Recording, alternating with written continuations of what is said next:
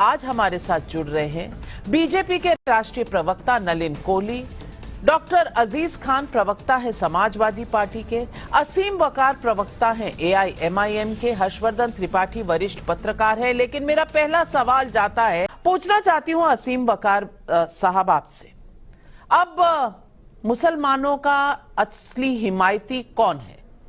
CPI की any राजा हैं, IUML है, एसडीपीआई है, कांग्रेस पार्टी है, राहुल गांधी है, कौन है? क्योंकि नोमानी साहब की चिट्ठी में जिक्र है असदुद्दीन ओवैसी साहब का कि वो अक्सर कहा करते हैं कि ये मुसलमान वोट के लिए मुस्लिम माइनॉरिटी की बातें करते हैं लेकिन हिस्सेदारी नहीं देते। और बाद में कहा कि ना सिर्फ पहले ये कह रहे थे असदुद्दीन ओवैसी, अब ये राजनीति से परे भी लोग कहना शुरू कर चुके हैं। तो असल हकदार है कौन? और क्या मुस्लिम वोट का ही सारा लेखा जोखा है ये जो इंडिया अलायंस में हलचल चल रही है? अजीज खान साहब, अब जी ये जवाब तो आप असीम वकार साहब को जरूर दे दीजिए, क्योंकि अखिलेश जी राम मंदिर तो गए नहीं, हाँ इफ्तारी जरूर करने चले जाते हैं, और जब इफ्तारी करते हैं तो कांग्रेस की इफ्तारी नहीं करते, वो सीधा दूसरी जगह में चले जाते हैं। अब ये चक्कर क्या है, मामला क्या है? देखिए नाविका जी, संविधान ने सबको हक दिया है कि वो अपनी अपनी बात को रखें और अपने अपने कैंडिडेट को, जो पार्टियां हैं, वो चुनाव लड़ाए और किसी भी रूप में लड़ाए, चाहे वो पीडीएम के रूप में लड़ाए, पीडीए के रूप में लड़ाए, एनडीए के रूप में लड़ाए, इंडिया के रूप में लड़ाए। इस पे मेरा कोई काउंटर नहीं है। हर शख्स आजाद है और इस लोकतांत्रिक व्यवस्था में वो अपनी बात को रख सकता है। देखिए आज जो सबसे बड़ी बात है, अभी देखिए नलिन कोहली जी, उन्होंने कहा कि बीजेपी ने कहा वायदे नहीं इरादे हैं। मैं तो इनको सिर्फ इतना कहना चाहूंगा, इरादे नहीं, ये झूठे वायदे हैं। इन्होंने अब तक 10 साल में ये नहीं बता पाए कि इन्होंने काम क्या क्या किया है। ये काम की बात नहीं करते, ये आज भी टेलीविजन से लेकर के बाहर ये सिर्फ हिंदू और मुसलमान की बात करते हैं। ये अपने अचीवमेंट को नहीं बता पा रहे हैं। ये वही लोग हैं जिन्होंने वादा किया था कि हवाई चप्पल वाला हवाई जहाज से चलेगा।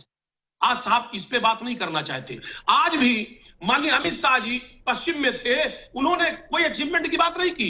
वहां पर भी हिंदू मुसलमान, हमारे देश के प्रधानमंत्री, यशस्वी प्रधानमंत्री, वो अचीवमेंट की बात नहीं करते, वो भी हिंदू मुसलमान। हम जानना चाहते हैं कि इस देश का नौजवान आज जानना चाहता है कि 10 साल पहले आपने वायदा किया था, आपने कहा था बेरोजगारी हम खत्म कर देंगे, आप उस पर बात क्यों नहीं करते?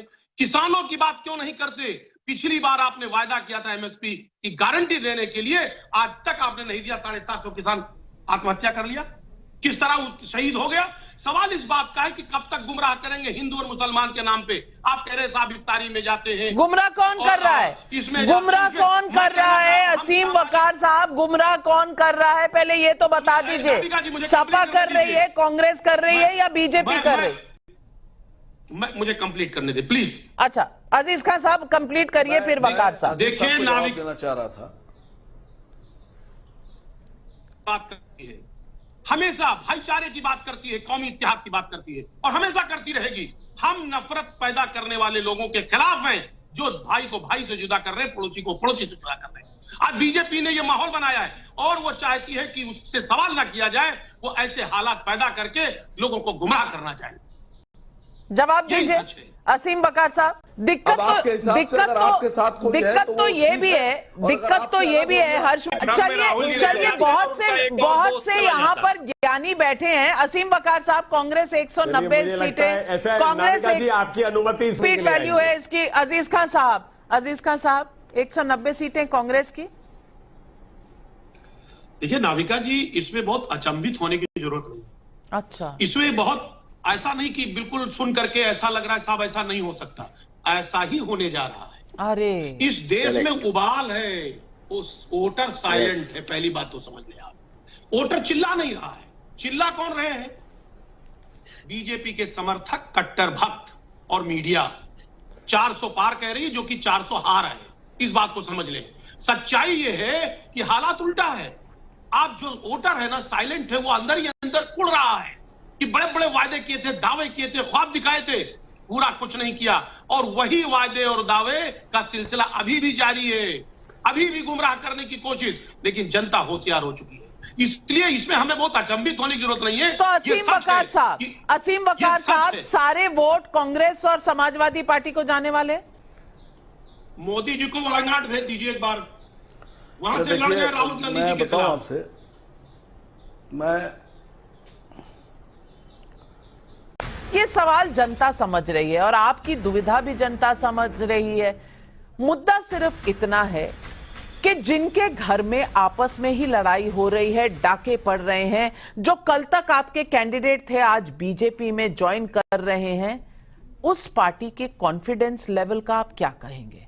और दूसरी तरफ देखें तो प्रधानमंत्री नरेंद्र मोदी ना सिर्फ दौरे और रैलियां कर रहे हैं बल्कि बूथ लेवल के हर कार्यकर्ता से बात कर रहे हैं, क्योंकि सारी स्ट्रैटेजी अपनी जगह, लेकिन चुनाव के दिन बूथ पर विजय या हार का पूरा फैसला होता है, तो सब पर फोकस कर रहे हैं। अब इसमें क्या लग रहा है, कौन ज्यादा तैयार है? राहुल गांधी कहां से चुनाव लड़े ये तय करने का अधिकार उनका है और कांग्रेस का है, लेकिन जिस अमेठी सीट को नेहरू गांधी खानदान ने दशकों तक अपना बनाकर रखा, वहां एक हार के बाद कांग्रेस अपना उम्मीदवार ही नहीं उतार सक रहा।